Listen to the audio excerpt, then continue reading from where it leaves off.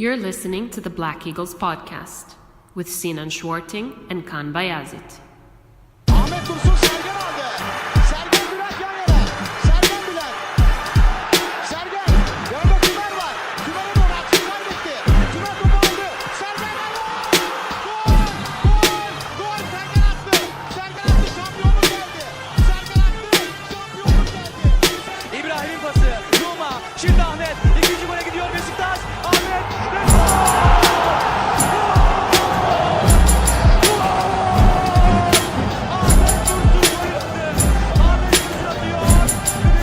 Sure, let's go. Welcome back, everybody. Episode 41, Black Eagles Podcast. Coming at you live and direct from New York City. I am your host, Sinan Schwarting, and you're going to note that there is no applause with my name this time, which is because Kaan Bayazit is back. Let's put our hands together, because the man is back. The man is back. What do you have to say, Kaan? Thanks a lot for that introduction, and I'm sorry, I think I missed the 40th episode. A landmark episode. Yeah, a little landmark there, a little landmark. Yeah. We'll do, it's all right. I was We have plenty more to go. I think 50 is the one you don't want to miss. for sure. I was at my mother's last week. They just got a new dog, so I had to go play with the puppy, man. Like, Yeah, no, that makes sense. Can't resist the puppy. I'm sorry. Yeah, I think that every nation in the world should be required by law to allow dog and cat owners to stay home or like be late from work or even miss the day if their pet is like extra cuddly in the morning. I think that should be legislated. Oh, that would be a problem for me because my dog is like in the morning, she's all over me. But yeah, okay, let's get Yeah, enough of the cuddly animal talk. Let's get to business here. Sometimes we need a source of happiness in our life. Yes, indeed. These days especially. It's yeah. It hasn't been coming from the footballing aspect of our lives, unfortunately. No. And even when it seems like we might get something to go to sleep with, like soundly, it gets taken from us. And that's a recurring thing this season as well, especially in those away games, where we get the lead and then we give it away in the final minutes, and it happened again. It's not the first time. It's happened a few too many times already. Bursaspor away, Fenerbahce away, Konyaspor away, now Genk away.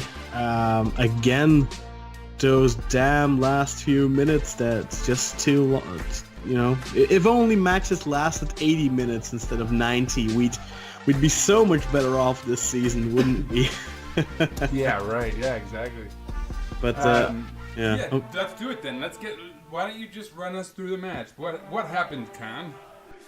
Okay, so Beşiktaş played against Genk today in the Luminous Arena in Genk, Belgium, for the Europa League, and after to some people a very surprising home defeat 2-4 2 weeks ago at Vodafone Park to this same Genk, Beşiktaş were out for revenge. I think the players responded well. I think the booing from a couple of weeks ago, from 2 weeks ago against Genk, definitely was something that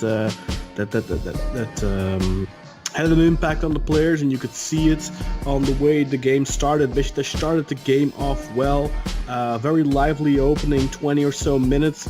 Beşiktaş being forced to make a substitution after just 12 of those minutes because Jermaine Lens pulled a hamstring or something, had to be subbed off in the 12th minute, and Mustafa Bekdemir came on. So it didn't last long, but for 12 minutes there we had Ryan Babel up top and Quaresma and Lens on the wings. That thing we've been asking for so long. It only lasted 12 minutes. Mustafa Bekdemir came on, but he immediately made his presence felt by 4 minutes later setting up Ricardo Quaresma with the opening goal. Quaresma, with a bit of luck, putting it past Vukovic in the 16th minute. Beşiktaş taking an early lead. And honestly, I think based on the overall first half performance, that was definitely deserved. Beşiktaş had a couple more chances after that. Mustafa Pekdemek in particular had one massive opportunity that he should have put away, but he couldn't get it past the goalkeeper. Don't have a timestamp on that right here. There's some yellow cards, a couple of subs, but halftime scoreline. A timestamp for the shot he missed. Oh yeah, I mean, I think that was around like 20 something. It was very shortly after. It would have been, I'd say, between 7 to 10 minutes after the goal. It was close. Yeah, it would have been around 25. And that's also kind of a recurring thing this season where we fail to kill off games. I'm not going to say that we would have killed this game because Genk are a formidable opponent, but I think a 2-0 puts you even more firmly in the driver's seat. But the halftime scoreline, well, obviously it does. Me being Captain Obvious over here, but halftime scoreline 1-0 in favor of Beşiktaş, and it looked for a long while that it was going to end that way, but in the 88 minutes, Genk managed to find an opportunity to score. It was a shot from outside the box, took a minor deflection on Domagoj Vida's knee, and it left Tolga without a chance. 1-1, and right after that, Genk could have completely knocked us out, but very fortunate for us, Angvarsson got in the way of what looked to be a sure goal.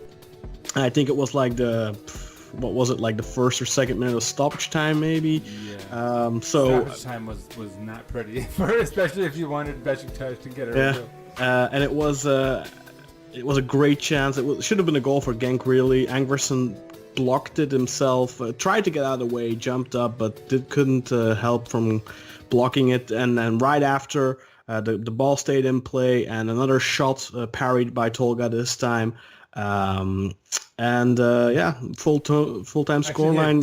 There's two. He parried the first one, which was a bit theatric, honestly, and then the second one was actually, he made a real sort of stretching, divey save. So I'm sure his fans are gonna get. I don't know. We'll get into that next. Yeah. But yeah, full-time scoreline reads Racing Genk 1, Beşiktaş 1, and thanks to the score in the other game between Malmö and Sarpsborg, which also ended in a 1-1 draw, Beşiktaş are still in control of their own destiny. You want to run down the table for us? Yeah, let's do so. So Racing Genk, after 4 games, are in the lead with 7 points and a +2 goal differential. Malmö and Sarpsborg are both on 5 points and I believe on a 0 goal differential. And Beşiktaş are bottom of the table with 4 points and a -2 goal differential. So just 1 point difference between Beşiktaş and both Sarpsborg and Malmö. So Beşiktaş play away at Sarpsborg first.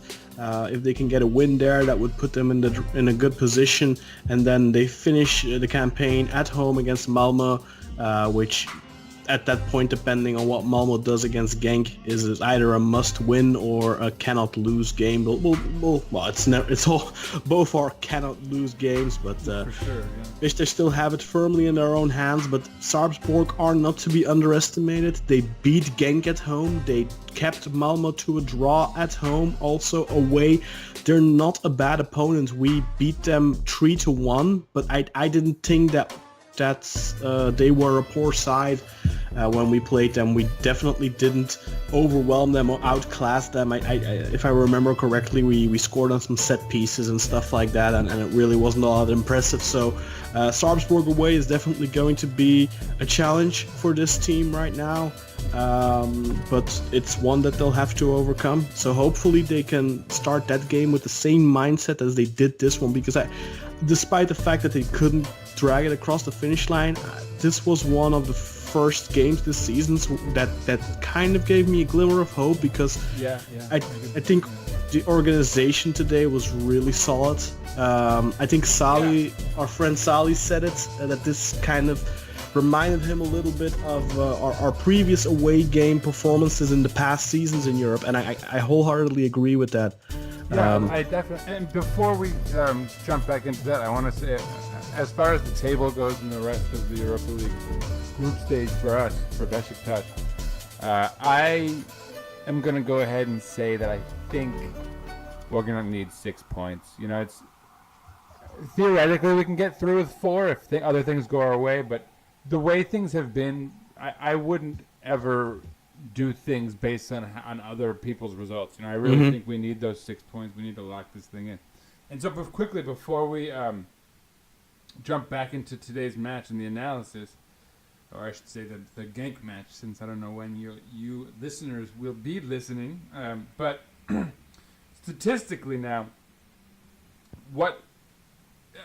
today's statistics are very interesting actually, and I'm gonna have fun running these by UConn and hearing your analysis of them. But today, possession. We'll start with possession. 61% went to Genk. So Besiktas had 39. They had 16 shots to our 5 on target to our 2.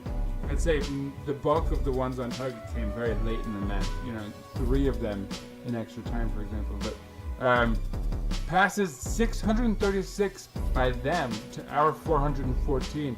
Their passing accuracy was 85% to our 74%. Fouls 15 to 13. We committed 15. 2 yellow cards, but to Besiktas compared to their 1. They were offsides a couple more, 3 times. We were offside twice. They had 6 more. So they had 6 corners to our 1. So you know, again, another sign of the fact that they were, in a somewhat commanding position through much of the match. Now, this has to be tempered by the fact that Besiktas did score in the 16th minute. So of course that's going to put Besiktas more on the back, more on the defensive end, and Genk more on the attack. But that's not the full story here, right? I mean, I would say that tactically, playing defense was our sort of, that's what we were there for, right? That was our modus operandi, right? That was our MO today, was to hold the line and try to. I think we were playing counter-attacking football. Would you agree with that, Con?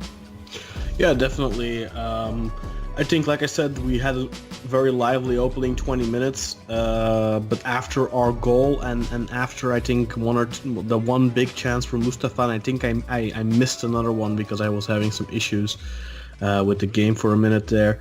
I think there were two chances after our goal. The big Mustafa chance I saw, I don't know what the other one was exactly. I haven't seen replays yet. But I think after we took the lead, the plan was clear that we were looking to, we were inviting their pressure a little bit, but not.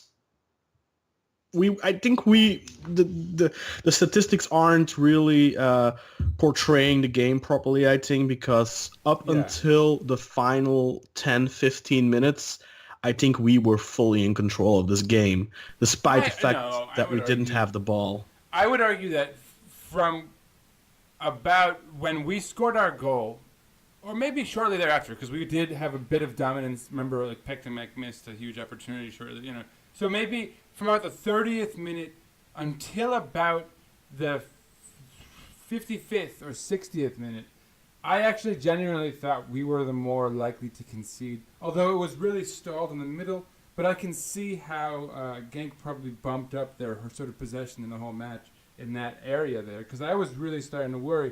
And then at some point, I remember in our group chat complaining about that, and then they literally, immediately thereafter, Babel had all those opportunities that he kind of flopped on, and Pektamek started ghosting, but we were at the, we started sort of spoiling a bunch of opportunities, it seemed. So yeah, I mean, from early in the second half until really at the end, and maybe this is a good segue, but until really interestingly, I'd say about when Dorokan was injured and came out of the match, things were different. We seemed like we were doing well, and then really at the end, it all kind of fell apart. And that was, so you could see the fatigue setting. So are you agreeing with me then? Maybe so, yeah. And I'm coming around as You're I say talking this. yourself into it, aren't you? I am, and I'm beefing up. Maybe what I've done is solidly backed up your. I've given you some talking points to back you up. In fact, you're right. No, I have apparently come around.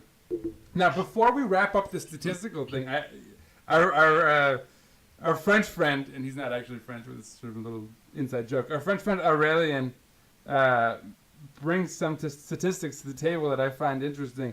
Togo made 28 passes tonight, and only 32% of them were successful. Toga's. Before we move into any real analysis, I just want to mention Toga's complete ineptitude with the ball. And I'd like to hearken people's memory back to early on in the podcast's existence, when Toga was our starting keeper, before we had Loris Karius, when a constant source of irritation was this foreboding sense that it seemed percolated throughout our defense, that whenever there was any reason to push the ball back to Toga, you were potentially endangering yourself. And I think that rang true tonight very much. I thought we were kind of lucky early on that we didn't really need to rely on him too much. And as the game progressed and as our fatigue started to set in, and credit to Genk, they're a very lively and energetic, and I suppose you could say youthful bunch. If you listen to our preview with Guillaume, you'd know a little bit more about this. But yeah, I mean, this could have been anticipated to some extent. And it might even explain Shinno Ganesh's somewhat odd lineup even, because I think he went for a physical, maybe slightly more athletic, more high energy type of group. I don't know if he succeeded, especially late in the match. It seemed like, maybe there was more fitness training our club could be doing. Because really, you can't even blame age for today's match, because a lot of our older guys were out. So that excuse goes out the drain. I think there's a reality to the fact that these are things that can be trained and can be emphasized in training. I know last episode I went cross sports to compare basketball to soccer, and of course it's football. I'm sorry, I want to marry on you guys there. But it actually rings true too. In basketball, there's this one coach that just came into the team I follow, and he went really big on training athleticism and fitness. And the team is pulling games out late because they have more energy as other teams' energy is flagging. And so that's something that can clearly be done. I know it's not exclusive to basketball. It's just the thing that's sort of freshest in my mind right now. And it's, a lot of football coaches have emphasized fitness training as well. I think Tigana might have been somewhat famous. I don't want to go too far back for I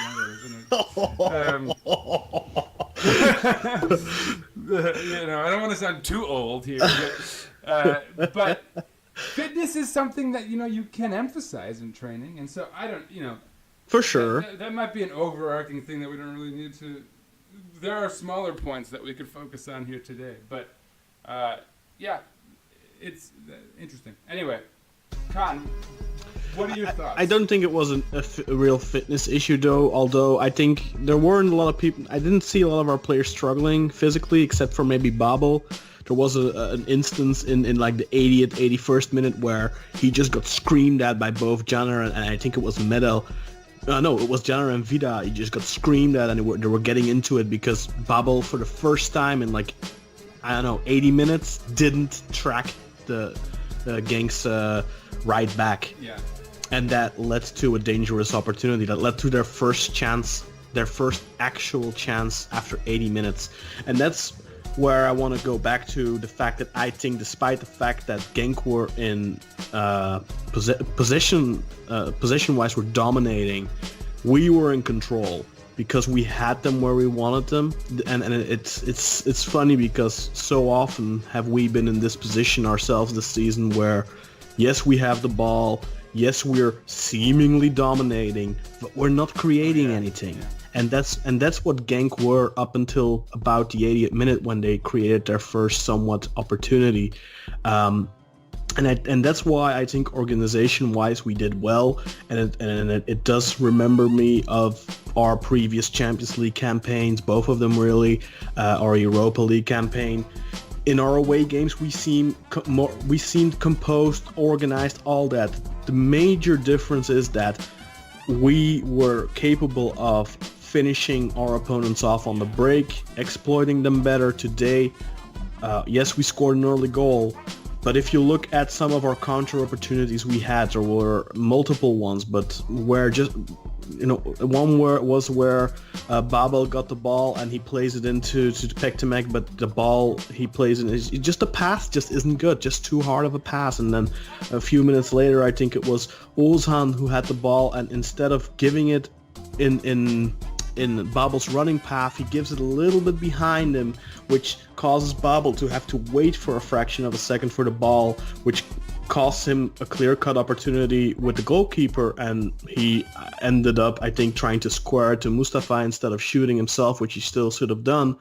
But those are the types of problems we're having right now in the final third, that final pass isn't good enough. We don't have that... Or the finish itself, as was often the case today with Babel. That's one of the problems. The problem as well is that he doesn't have someone to pivot off. I think Mustafa Pektemek works hard, does his best, but you can see that despite the fact that he has scored some goals, gotten some assists, he isn't a major quality player. I was going to say that. I think if we want to pull this into the normal structure here, I would actually give Pektemek my low light today, despite his assist. Because again, and I said last week that he's clearly been working on his ability to distribute the ball, and that's a big plus for him, I would say.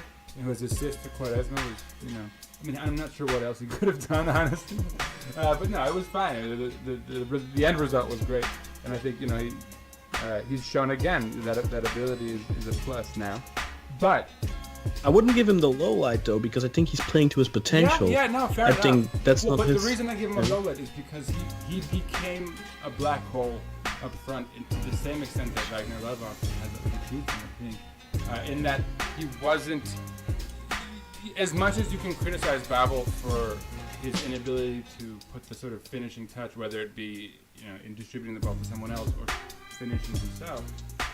He shouldn't be the main person we're relying on there. He's a winger. We have a striker who, and again, I mentioned this last week when Pektemek scored twice, but he's often about 20 yards further back than he needs to be. It's like, fine, if you're the second striker, if you're a central forward rather than a striker, perhaps you can play that game where you're setting back and distributing, but he's our only guy up there,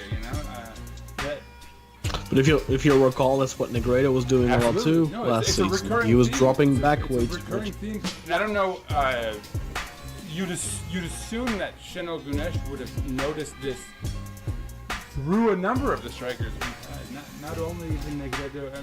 Wagner Love has often done that as well, and it's even longest time. But that's often a sign of that a striker, he wants to feel the ball and he's not getting. Yeah. He's isolated too much up top, so he's coming back down to feel the ball, so to speak, and that's a problem. That's a team problem. Again, I think it just harpens back to our ineptitude in midfield to create proper opportunities. Yeah. I think that today there were opportunities, but the final pass was off, or just the finish wasn't all that good. So where do you put your low light? Is it in the center of the midfield, like you seem to be? Moving towards? No, I think they did their job today. I don't really have a low light, if I'm honest. Well, Tolga was. It's funny. I switched around the 60th minute. I switched to Belgian television because I was having some problems with my IPTV for the Turkish version. So I switched to Belgian television because I realized, hey, wait, this game's probably on Belgian TV. It's as you can hear, I didn't go to the game. Yeah, right. Khan's here. We didn't even really explain why you were here. I did not. Well, my father-in-law was going to hook me up with tickets, and he basically. Well, this is going off a little bit off topic, but he asked me because he sent an email to his cousin who works at Genk. He's one of the accountants there, and he asked me, do you want seats or stands? Because that's the reply he got in this mail. I'm like, I don't want to stand. I want seats. You know, because I'm like, oh, why is he asking that? And of course, there probably are no stands. Really, even. Because yeah, in European games, everything is. I even told him this. I'm like, I have seats, but you know, in European games they don't allow standing tribunes, so it's always seats. But you know, he's not a football fan or anything like that, so he's like, okay, he answered seats. So like a week or so later, he comes back to me. So, yeah, so I got the price for those seats. Do you want to dinner with that? I'm like, whoa. no, and I already felt it. I was like, so it's 155 euros per ticket, and I was going with the missus, so it's 2 tickets, so that's 310 euros for a European away game that's like literally an hour down the road, so to speak. So I'm like, yeah, I'm not paying 310. Can you ask them if they can get to regular tickets? Perhaps, just perhaps normal in another year when Besiktas were performing up to the standard, and you felt like you were going to see the team you love win a game commandingly, and like, fine, you're gonna take the lady out for a nice night, perhaps there's a time and a place where you might treat yourself, as I've sort of not in a period where you're about to go and put down a loan for a house and stuff like that. Well, yeah, that's different. That's outer. I don't have 310 euros to spend on tickets for a game that's literally just an hour away. If it was like we spent more than that on going to Arsenal, going to Feyenoord. Feyenoord wasn't that expensive because we could drive, but like Arsenal and Tottenham and all those games, away games in England, you have to buy expensive train tickets, blah blah blah. It's a bit of a vacation, it sounds like. That's but then you're making a city trip out of it. Really, this is just going to my father-in-law is from Genk, so it's literally so that's not exactly a city trip, is it? But that aside, that's the reason why I'm here. So what were we talking about? Your low light, yeah. Who's your low light, man? So my low light, the funny thing is, like I said, I switched around the hour mark to the Belgian television, and I swear, I kid you not, like 5 or so minutes in. The Belgian commentator of the day, who was Philippe Joos, which is a very famous Belgian commentator, he literally, Tolga had the ball or something, just made one of his clumsy little saves, and he literally said, even Karius from the bench has to be thinking to himself, how is this guy playing? He is so bad. He literally lets go of every single shot. I had a thought, and you know what? Despite the 5 reported shots, again 3 of them came late, and I give credit to him for 1 save, but I don't think Karius wouldn't have made that save. Karius has shown more athleticism in that regard. But there were 2 shots very early on in the match, and they were tricklers. They were not particularly dangerous ones, but Tolga Zengin is allergic to catching balls. He just doesn't. He has to do this little dramatic thing where it bounces around. And I actually thought early on he let one bounce a good 5 or so 6 feet away from him. And if the Genk forwards had been anticipating that and had followed through, because it was on a set piece, I think, they could literally have just easily tapped that in for a goal. And I was just wondering to myself, why would Tolga assumed they wouldn't follow through, and luckily they didn't, because they probably assumed, why would a keeper let that thing bounce 5 feet in front of him for no reason? But he's so careless in that regard. It's just those little things, and if maybe a slightly hungrier team of a weaker stature, like a Sarpsborg or a Malmo, who would be looking for any kind of opportunity to put those type of goals away, that's exactly the scenario where you let a goal in for no reason, because Tolga just doesn't feel like catching footballs. Maybe it's a little bit of naivete on my part, but really, I was thinking that he was doing it on purpose to waste some time. That would be ideal. That's what I was thinking. But maybe I should know better. Because it also happened 4 times. There's another one later on. And he also, the reason I thought it was kind of time wasting is because he seemed so casual about it. Yeah. Because he was like, he wasn't even fussed to get up and get the ball again, because he seemed very confident that there wasn't a follow up. It's like he almost psyched out the Genk forwards, who could have maybe tapped it away, but it's like, look at this keeper. He doesn't even seem to be noticing what's going on. But then let's get to the low point. So for me, it's not so much Tolga. It's the decision to play Tolga. I don't understand. Yeah, we do that. need to talk about this. We do need to talk about that. What the heck? Okay, I know there's a very loud segment of the Besiktas Twitterverse, and likely therefore the Besiktas fan base at large, that has become very vocally critical of Loris Karius. But why? But why? Exactly. And I in my little solo mission last week, I said that it's the laziest thing you can possibly do is to blame the keeper first, you know? And that's what we're doing here. That's literally what we're doing. Because there are so many pieces to be blaming, and we're singing songs for Chanel Ganesh in the crowd, and, you know, we're going to bench. Okay. But so with that said, Khan, I think you were on the way to saying something similar, so I don't want to steal your thunder. I don't really get the criticism. Like last week against Başakşehir, there's that criticism that he, the goal that was disallowed, he should have saved that. And I'm like, okay, fine, that's fair, but that happens. And then on the goal they actually scored, it's like, you should have saved that. No, they should have not allowed Epriano to head. If you allow someone who has a reputation of being one of the best defensive headers, in the company, he has been like for 5 or so years, because he's been there for a while. He's been it doesn't matter. It doesn't matter. He's a massive he's a massive aerial threat. And if you're going to leave him unmarked, he's going to score. Yeah. And I really don't get the laziness of blaming a goalkeeper. I want to double down on that. I want to double down before you move on from the Epriano goal, because here's my thought.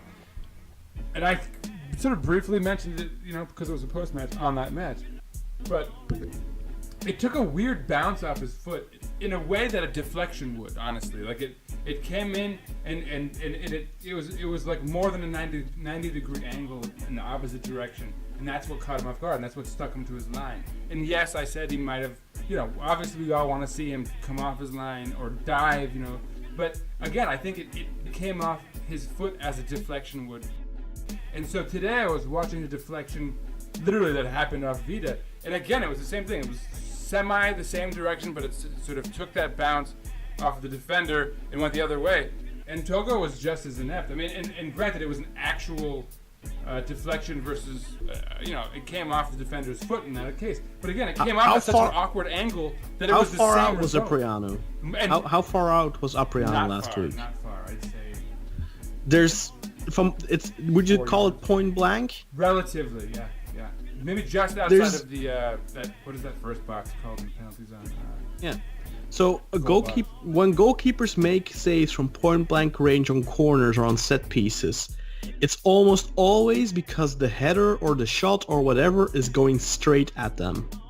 If it's going to either the left or the right of them, nine times out of 10 they're not going to be able to do anything. I'm telling you, man, it came off his heel. It really something like it came off in a very odd direction. So it mimicked a deflection in the same way that today's goal was one.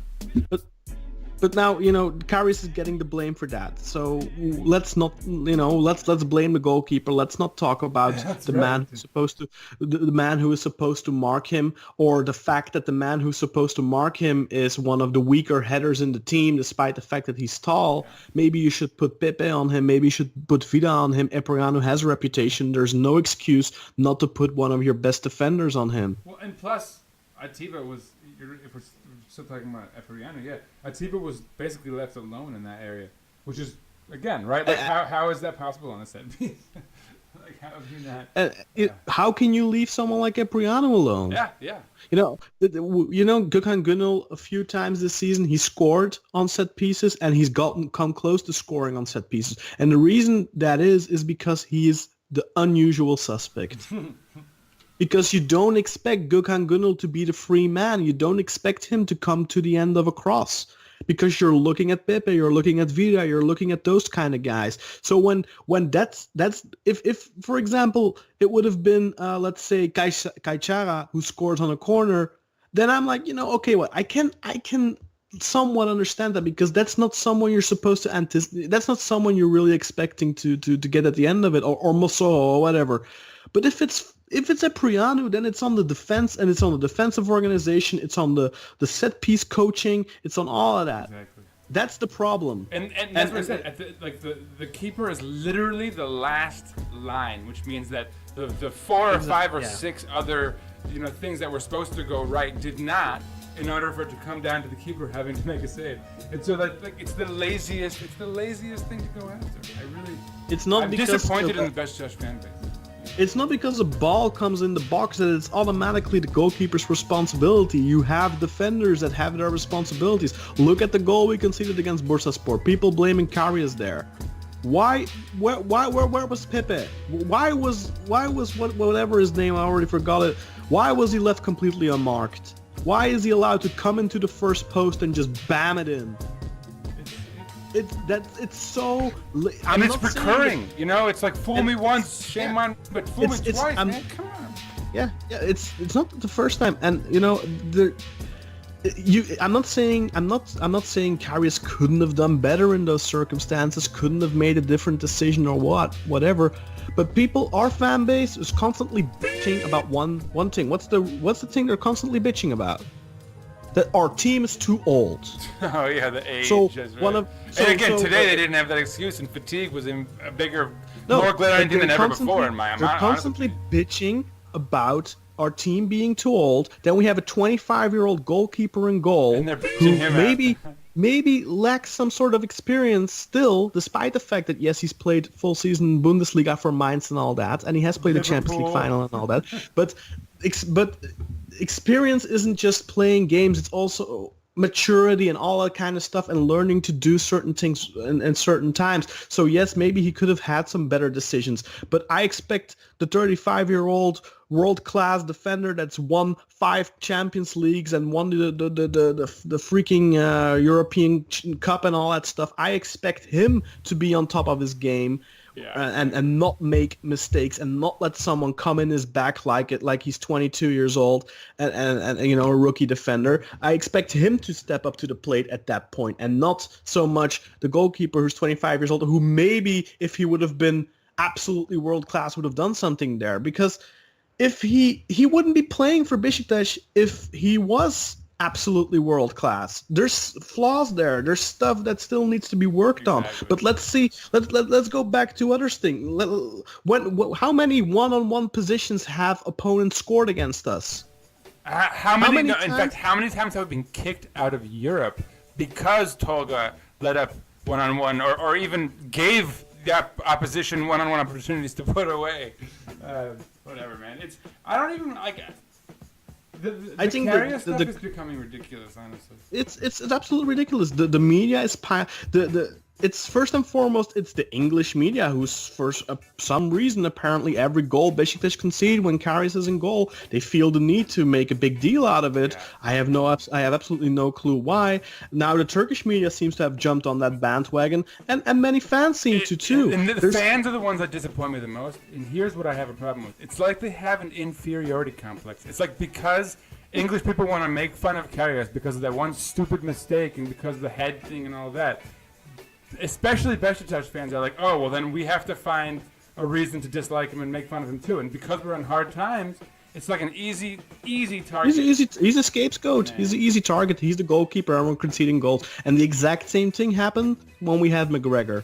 He was getting blamed for every single goal we conceded, even though he maybe made like 2 or 3 mistakes in the whole season, and we conceded like 55 goals. So 2 or 3 of those 55 goals were actually on him, but all the other 52, 53 goals we conceded were defensive errors or whatever, and yet he was the one getting the bulk of the blame. And I see the same thing now with Karius. 100%. There's one goal that I put on Karius, which was that cross that came in at a weird angle. Of course. You remember the one? Of course, that was a weird one too. That's the kind of goal that, like, a lot of keepers might make that mistake. That's a blunder, but blunders happen. Exactly.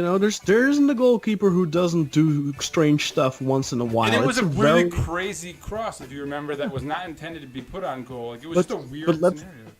But let's not forget as well that in that game we ended up losing 2-0. But we could have easily won that if Wagner Love would have taken his chances, because we had plenty of chances in the first half there to come ahead, and it was late into That's the I think main second thing. half. Yeah. That's been our recurring issue this season. Our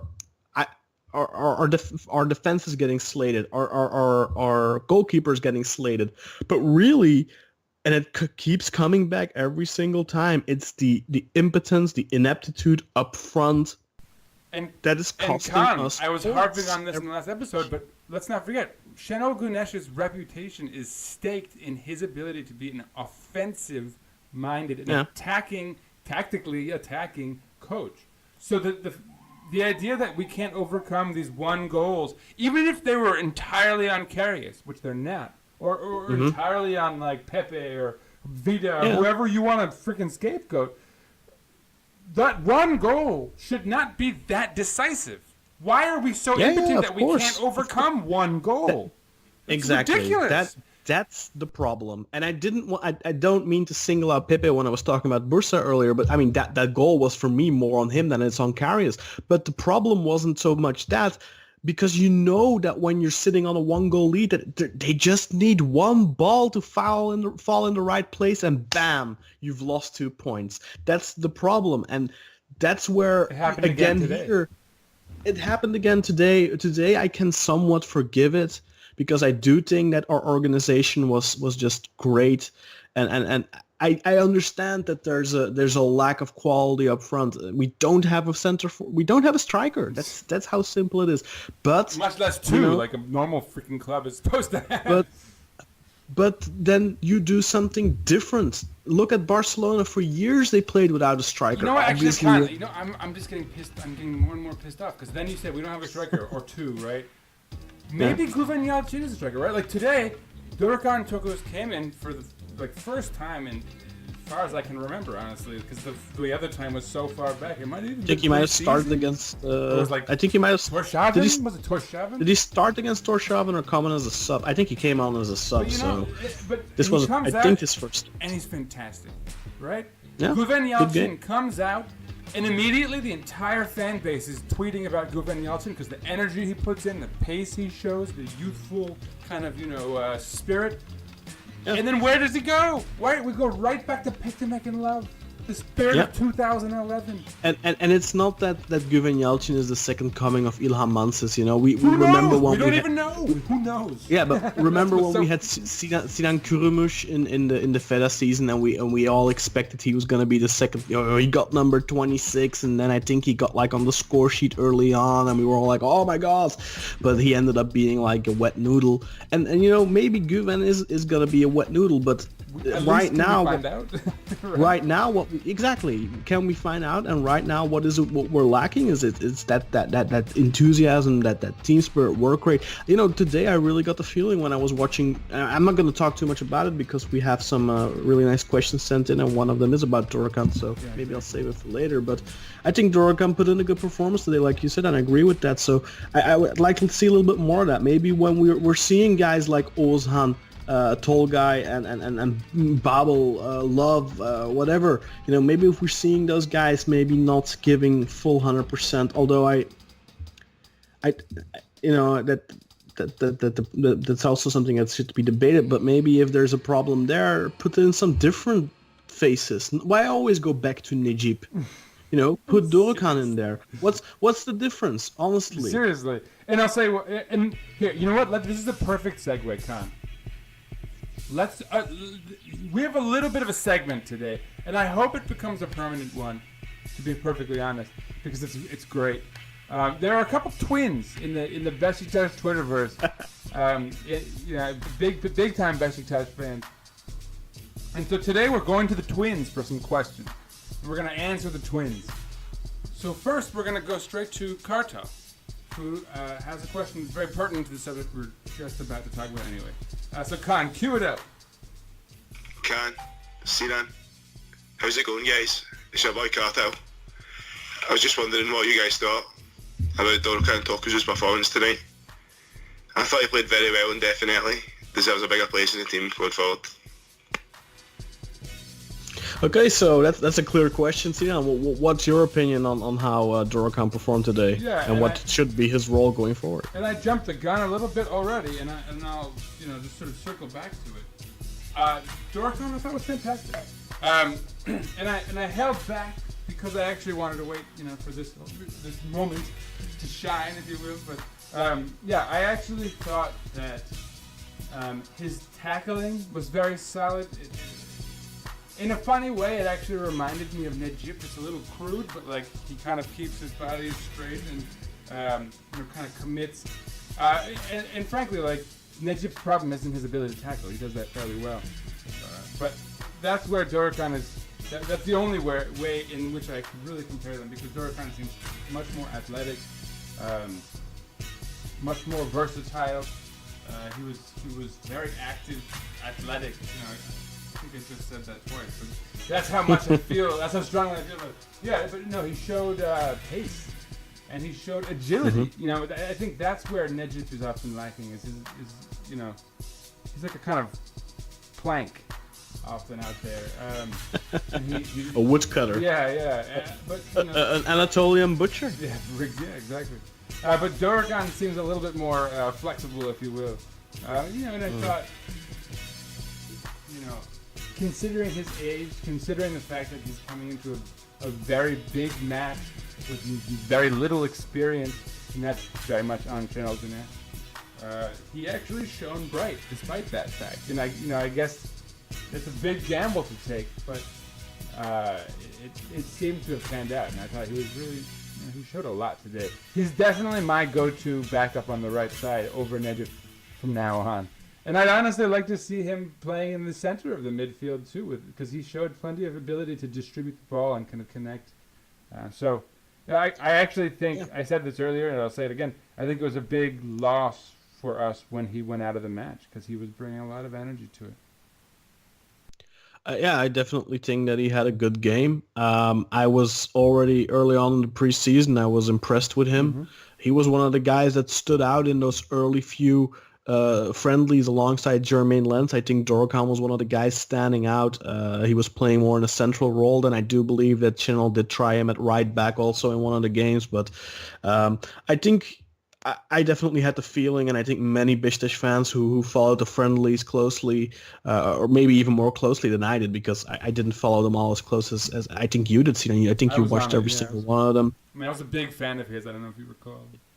Yeah, I do, and I think many of us expected him to play a bigger role this season, because we did see so much promise in him. And it's, Dorokan isn't someone who's coming out of being plucked out of obscurity, kind of like Güven Yalçın, who's only played in the regional Bundesliga under 21, under 19 or whatever.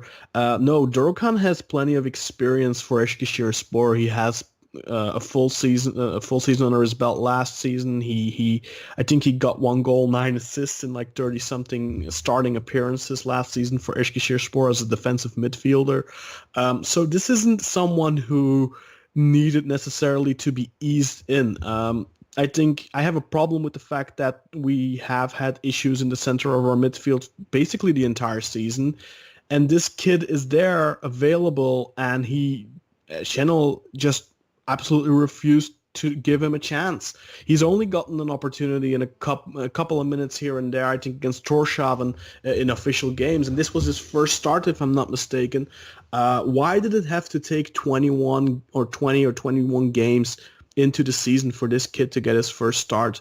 I mean, it's not like Tolgay or Oğuzhan or hell, even Medel in midfield or Atiba have been lighting the world on fire. So why is this kid not getting an opportunity earlier? And the timing's odd, right? I mean, yes, we all wanted to see more of it, but of all the matches... Sinan, the timing isn't odd. This is, again, textbook Şenol Güneş. He is forced to make a change. Adriano is injured. Gökhan Günal is injured. Who does he have for right back? Oh, right. Nobody. And Atiba, they weirdly left out of the Europa League. Atiba isn't registered, so what did he do? He went back to his two holding midfielders, Medel, Necip in midfield. I can't believe I was giving him credit for playing Dorokan without realizing he had no other choice. How many times have I said it? He only makes a change when he's forced to make a change. He doesn't do it out of himself, and that is one of the big problems with Şenol Güneş. That's what seals it. Really. This is the problem. And hopefully now Dorukhan got his opportunity and took it, and hopefully the injury that he sustained today isn't serious, so that he can play again. I hope he play on Monday because I'm not home this weekend. So I'll talk about that after. So I hope he can get to play again soon. Maybe not the next game, but the game after that at least. And depending on how serious this injury is he has, maybe it was just some cramps or whatever. But no, yeah, I hope he's going to play a bigger role going forward. I don't see any point in not giving him more of a role in the team. I mean, he seems perfectly composed. He's capable. I'm not by no means he's going to be the difference maker, but maybe he's going to be one of those cogs that starts getting this motor back running. Maybe he fits in well and has a certain chemistry with Laic, who again didn't start today. Why did we get him? And again, he came in and made an impact immediately in terms of stringing things together. I thought he was okay. Now, quickly, before we do that, I want to steal your thunder. And earlier, I intentionally did not want to steal your thunder, but now I do. So I want to sneak in and throw my highlight tag on Dorukhan before you can. Because I really want to give it to him. I genuinely thought that the biggest change that occurred between when we were taking over the match and then at the very end when we completely collapsed was his coming off. For me, that was the single biggest impact. Okay. Well, my highlight is Pepe. Yeah, for sure. And Vida too, maybe. Vida too. Both of them, Pepe and Vida were looking like an unbeatable wall today. And it's unfortunate that we conceded because they both played a superb game, I think. Who do you place that goal on, by the way, at the end? I mean, the deflection you can't really place on anyone, and maybe you can't even fully put that on Throw. I don't. You know what? I don't place it on anyone. I think that was just dumb luck. How did the ball get to the guy who shot it? Do you recall? I think it came from the left, from their left to our right. So I think it was the absence of Dorukhan. Who took over at right back? Was it Necip? Slid in there, and then Necip slid in there. Ozan slid back, and then Ljajic slid in to Ozan's position. Which, again, I think Ljajic. And here's the other thing that I want to comment to go back a little bit to what you were saying earlier. They made the decision not to play Ljajic, and you can say, oh, it's because they wanted to press. Ozan ghosted. He did not press. And Ljajic actually showed energy coming back. And granted, yes, it's late in the match. We're still, I think, a goal up. We're trying to hold that result. But Ljajic showed the ability to do it. He pressed. He came back, and he also showed the spark and energy to put some things together in the end. And again, Pektemek became the black hole. And officially, I want to give him that tag. And like proof. Nah, it's Wagner Love's tag. Yeah, it's not just Wagner Love, you know, and it's proof, you know, like, Yeah. I think it's. I think it's difficult. Proof that I'm not singling out Wagner Love because Pektemek gets it too. But even Cenk last season had it very often that he was on island and that he wasn't doing anything useful in the game, and I think a lot of that harpens back to midfield ineptitude. But yeah, Ljajic, I think he had a lively first 10 minutes when he came on. He did totally fade though in that final 10 minutes or so when they grabbed the game by its throat. But it's not unexpected, I think. But yeah, for me, definitely highlight was Pepe. I think he was playing on his Champions League level of last season, where he was amazing too. But let's move on to second question, because as you alluded to earlier, we're the other twin. Yeah, exactly. So we just heard Kartal's question, and let's listen to Özcan's question. Alright lads, it's Özcan. I'm just wondering what he's like Ryan Babel's recent performances. Although he was scoring at the start of the season, like I felt that it still wasn't like the usual Babel that we've seen the year and a half before that. And now he stopped scoring as well. I feel that almost when he's playing, it seems like he doesn't really care anymore. He's not that bothered. I'd just like to get your thoughts on that. So mind if I go first here, Sinan? Yeah, you go first. So I think the problem here is that from the beginning of the season, fans have been singling Ryan Babel out. I think he kind of shushed him a little bit with his performances, mainly with his goals. Goals, not so much the performances. But the thing is, I think also, for example, today, to say that he doesn't care, I think that's not fair. Because I think for 80 or so minutes he worked his ass off. Yeah, and even if the end result might not have been there, as far as like the finishing. Yeah, touch. I just think that he was dead the last 10-15 minutes, and that's when you need a replacement to come in. Unfortunately, we were forced to use a substitution really early on Jermaine Lens already. I think that Babel should have probably come off, but we didn't really have an option there because he had a very important job, which was tracking Racing Genks right back, Urunen, I think. Yeah, who I mentioned last time too. He's solid. He really is. Yeah. Urunen. So he had an assignment there, and I don't think that Wagner Love would have been capable of doing that. Maybe you could have switched Mustafa Bekdemek to the wing and gave him that responsibility. But I think there Channel was kind of in a pickle. I think that Babel towards the end of the game he was just spent. Obviously, you still expect players to, despite the fact that they're fatigued, to just give it their all.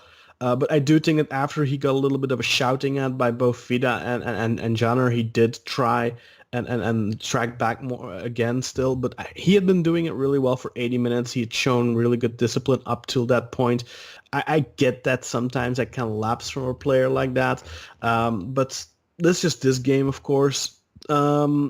As for he's stopping scoring and his overall performance not being up to par of the previous 1.5 season, where he was, I think, fabulous for us in terms of production. Although you could argue that he did ghost a lot last season too, despite scoring goals.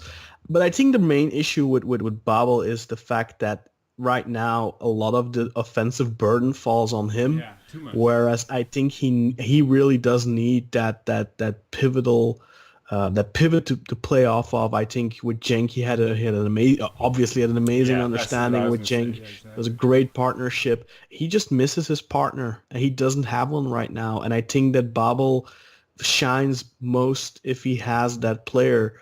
I think we've seen that, and he doesn't have it at the moment. And I think that's causing us to perhaps expect things from him that maybe aren't 100% realistic. Yeah.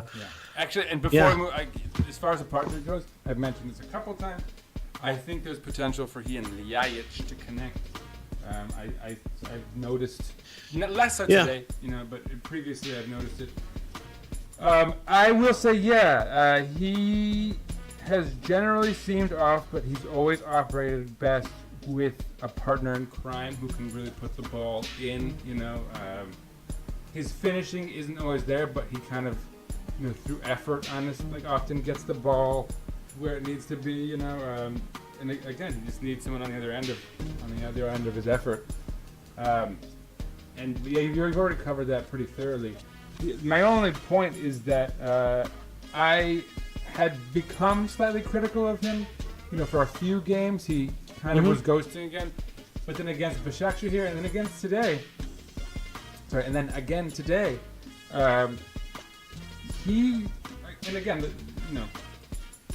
You can say he screwed things up for us up front, but on the other side, that's only because he was the only one putting himself in a position to do something, anything. I think he was weighing a lot on them. Yeah, and he was weighing on their defense. He was really, and so I don't think it's fair to say he was singularly to blame for our ineptitude up front when you've got three other guys, if you include Ozan, who ghosted.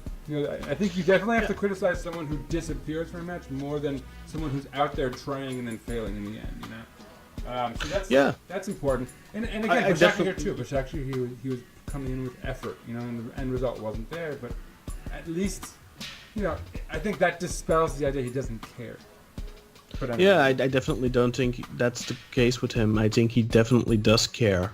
I would definitely wouldn't say that. I think there's other players maybe who have shown a little bit of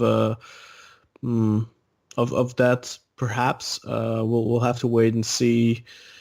but definitely not Babel for me. I think there's a couple of guys maybe you could say that from, like I said, but for me, definitely not Babel. Although I think the fact with him is just that he has this little bit of a reputation. You know, he's on social media a lot, and I think fans kind of struggle with the fact that when you're not winning and you're losing and dropping points and putting in poor performances so frequently, then fans get annoyed when they see someone on social media. But that's, you know, when you're winning games and all that stuff, that they love that. Then they love it when he posts videos and all that stuff. And then they're, you know, they can't get enough of it. But then when stuff isn't going great, then it's suddenly he becomes a scapegoat. And that's one of the issues throughout the season. People are singling out individuals. I think we're while the team is failing as a whole, we're not dropping points because of individual. Okay, maybe indirectly or directly you are dropping points due to individual errors here and there, but as a whole, like we've been saying this entire podcast pretty much, the problem is not so much that we concede that one goal or whatever. It's the fact that we don't kill games because we're not playing good football. We're not creating enough chances, and we're simply not. When we do create a chance, we're often not taking them. We don't have a striker. Don't forget. But today, yeah, for sure. I mean, the striker. You know, even I've been very critical of Şenol Güneş, and I'll continue to be. But there's no doubt in my mind that if we had a proper striker right now, we'd be so much better off. I mean, if we had signed Burak Yilmaz, we would be so much better off right now. That's just the way it is. I mean, if we would have allowed Wagner Love to go to Galatasaray on a free or whatever and then sign Burak, then we would have been better off right now, sportively. Maybe not financially, though. I mean, that's a different question. But yeah, that's definitely something we're lacking. And there's so much to me that you can rightfully point your finger at and blame players, blame Şenol Güneş. They have blame, they have their clear failings. Şenol Güneş continues to fail in certain departments, like I've already alluded to earlier. The whole fact that he doesn't make changes until he is hard-handedly forced to do something. You know, he could have Mario Gomez in this team. And refuse to play him in a matter of speaking, just because he, you know, is stuck in his way with Wagner Love in a way. Obviously that wouldn't be the case, but I mean, we've seen it. Look at, why is it taking Light so long? Okay, he had that injury, but why is he so reluctant to just give him the reins, give him a few games? We're going back to Tolga Zengin right now. That's just terrible. Just stay, you know, he stuck it out so long with Tolga, gave him, you know, what has Karius really done so badly? I mean, unless there's a reason today, maybe he like stubbed his pinky in training, and then I understand. But if there's nothing like that came out, you know, right now the vibe really seems to be that, well, you know, he's not happy with his performance, and I think that's just bullshit. That's something that Şenol has done always as well. It's one thing for the fans to scapegoat Loris Karius, but for Şenol Güneş to do it, man, the offensive-minded coach who isn't providing the team with any attacking football. But Şenol always scapegoats. This isn't the first time. Remember Alexis Delgado? He was the scapegoat. Yeah, he was. You know, because he went under a ball in a game, and then of course all the fans jumped on him, but then immediately, bam, he drops him. And there's a couple more examples. Rodolfo was a scapegoat at some point, I think. Was Pedro Franco him, or that was Bilic? No, that was Bilic. That was Bilic. Was Bilic the scapegoat? So who else? Because there's been a couple of these. I'm trying to think of them, but Şenol does that too. You know, he puts blame on a player and then just Jermaine Lens after the Trabzon game. Come on, you know, when he missed that opportunity to make it 3-1. You know, instead of saying, okay, you know what, let's go next game. You do that better and give your player confidence. Give him the confidence to know he can get away with one mistake and make up for it the second time. Exactly. That's important. And the problem I have with Channel is he seems to have an unlimited amount of patience with certain players. They can make Tolga mistakes. Zengin.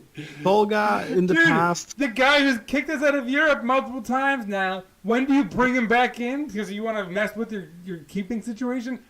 In like the decisive game in Europe. I mean, how do you legitimize that? That's... Look. I mean, I love Quaresma, and I have a tremendous amount of respect for Tosic, but Vida was a scapegoat last year after the Bayern. Yeah. He didn't play him for a very long time. He had only to- started playing He had to make him the semifinals, the finals of the World Cup, not the semifinals, the actual final. Once Tosic was gone, he started playing him. But before that, no. And that's the thing too with Boyko. When he came in, he made one mistake and it's like, okay, goodbye. You're out. Yeah.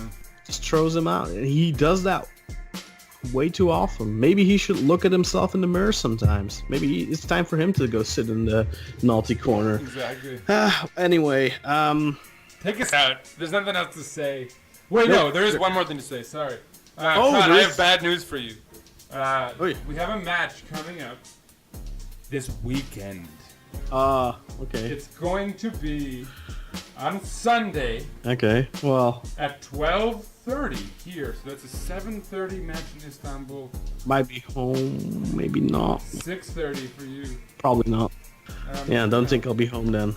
We may delay next episode a day so that Khan can watch a replay or something to that extent. I'll probably be able to catch the game on my phone or something, Okay. but I'll be home a little bit later or so. Maybe be too fatigued or something. We'll have to wait and see. But there is actually one more thing that I'd like to say before we go out, and that's to all our listeners. And we have amassed a grand audience. We have indeed, meantime. yeah. We just broke a new record. No, our audience continues to grow, and we appreciate you people taking the time to listen to us ramble on about Beşiktaş, especially after we lose games, because apparently Sinan threw this at me, the statistic, but supposedly our post-match evaluations or analysis of games we lose are supposedly doing really well. So I don't know if those are our Galatasaray and Fenerbahce fans coming to feed on our tears, Our anger. or if it's just Beşiktaş fans wanting to hear our opinions on things.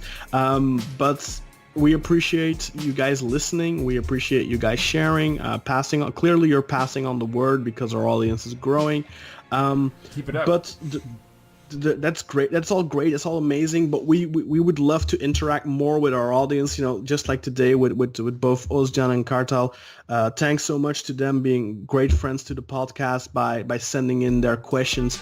And that's something we definitely love to do more of in the future. Have listeners send in their questions. You don't have to do it per audio. You can do it also just per text. So that's why we've opened up a Discord server. For our audience, our listeners, or just, if you're a Beşiktaş fan, you want to talk some stuff, just talk Beşiktaş. This doesn't necessarily have to be to ask questions for the podcast or anything. If you just want to be in a group with more English-speaking Beşiktaş fans, we have a Discord server up that will be in the description, in the podcast description, where you can also, of course, find our Twitter handles for the podcast, for Sinan, for myself, for the Beşiktaş International account, for both Özcan and Kartal, obviously our guests today. So all that kind of stuff. Please come and join us on our Discord server. We only just started it. I've had it for a while.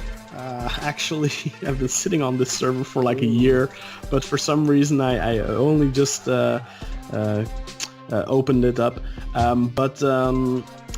Definitely come and check it out. We have some different sections to talk about when the transfer windows open up again. Of course, there's a transfer section to talk transfers. It's kind of like, if you're not familiar with Discord, it's something I use a lot personally. It's kind of like a forum, but a more modern version of forums, where it's more real-time chatting. rather than posting posts on a forum all the time. But it's really cool, especially for you, Sinan. I'm sure you're gonna love it. He hasn't gotten into it yet. He's very reluctant to get into new technology. It took me ages to get him on WhatsApp. And actually, I remember you're actually one of the main people that got me on Twitter. I don't know if you recall, but you kept telling me to do it. Yeah. For But like years, you know? But I just know you're going to love Discord because you used to be a forum rat, because that's where we met all those years ago. I think close to a decade ago. We're getting old. But no, definitely people come check it out. Come join the Discord server. It's a great way to interact with us outside of Twitter. Of course, if you want to prefer to just send us questions on Twitter, but many people don't have Twitter. Maybe you have Discord and you want to get in touch with us that way. Feel free to do so. So that's really all I've got to say for this episode. Hopefully we can get a win this weekend, and away at Sarpsborg and at home against Malmö, so our European adventure doesn't end. And then just hope and pray that we get that striker that's going to solve all our problems. Yeah. Sinan, take us out, mate. Go Besiktas! And thanks again to the Oiler twins. We're gonna have to. And their amazingly thick but awesome Scottish accents. Yeah, we have to keep it up, guys. We'll make it a regular segment. We'll call it like for sure. Hashtag twin talk. Oh yeah, that might be an idea. Just give them the segment every week. Yeah, they could. Or even if it's like question and answer type of thing, maybe we can ask them questions and they can reply. Make it more bilateral. For sure, because they have some controversial opinions. Okay.